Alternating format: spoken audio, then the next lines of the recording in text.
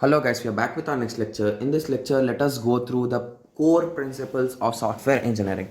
So in our last lecture also we have gone through few software engineering principles, right? So these seven principles, these are the seven popular principles guys, which are given by Devin Hooker, okay? So these are popularly called as the core principles. So basically in the examination, most of the time he will be mentioning seven principles or with the name of the guy, okay?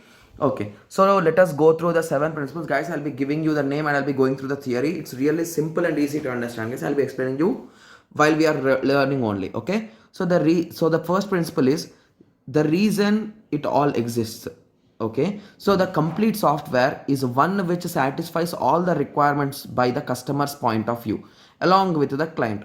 Hence, before beginning a software project, be sure that the software project, okay, be sure that the software has a business purpose.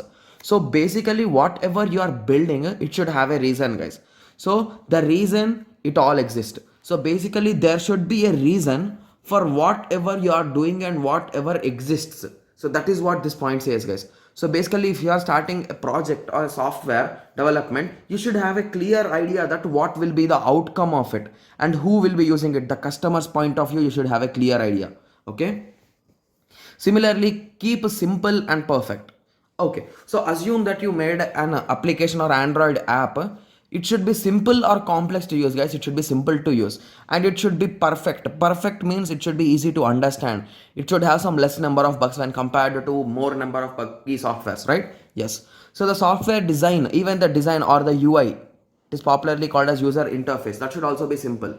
So the software design must be simple, must be as simple as possible.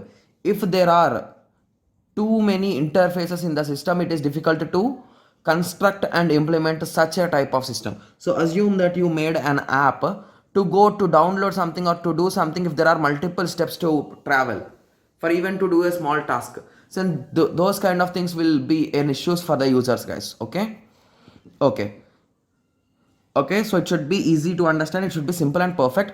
So hence the design should be simple, but simple doesn't make that you need not to skip the in requirements. So basically the main idea of the project development is nothing but based on the problem. To solve that problem we are designing. So if I say that keep simple and perfect, if you are not even completing the requirements, that will not be simple and easy, right? So requirements completing is mandatory. Okay, similarly the next thing is maintaining the version.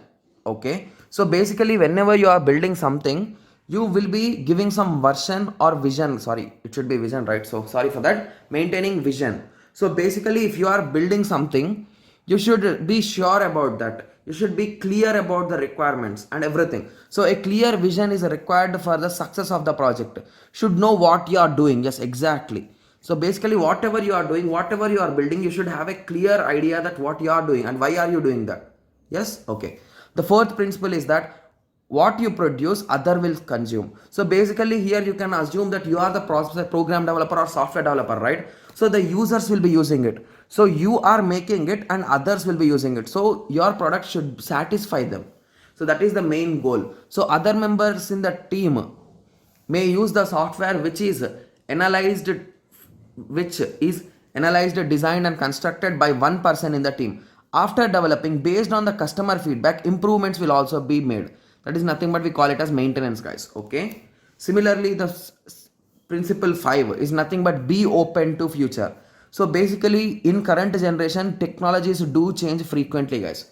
So basically as they change, we need to adapt to them. So the solution for any problem must be generalized and not specific, as generalized solutions can result in other applications too. Should be ready for any change. So that's what the main thing. Be open for future. Okay. So the principle 6 is nothing but a plan ahead for use. So basically we will be writing the code, right? So basically you will be writing multiple codes. So these codes you could have already been designed in some other project. So you should be ready for reusability, right? Okay, reusability is the property of good quality softwares. So reusability softwares can be used in development of other applications. So basically once you created a big application, in that you will be creating multiple modules, right? So whenever you are designing some other application, you can use these modules in that to make the work easy, right? Yes. So in C or C++ and many other languages, we are having the object oriented programming capabilities, right? So even they help in this plan. Yes. Okay. So the next principle 7 is nothing but think for better solutions. So always, if there are two solutions, always go for the best solution, not in the local, guys. So if you assume this will take less cost, don't go in that way. Do some research on both of them and select one. So your solution should be the best out of all. Okay.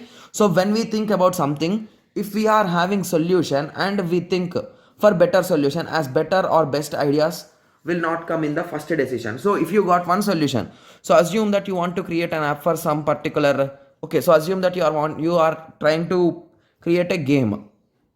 Okay, so now you thought, okay, I'll be starting with by creating some game, but your first idea will not be the best idea. I even agree for this, guys. So always think for more time and get the best idea and start it in that way. Okay, so I hope everyone got some basic idea about the 7 principles given by Devin Hooker. Okay, so in the next lecture we will be going through the communication principles or practices. So let us meet in the next lecture. Thank you. Thanks for watching.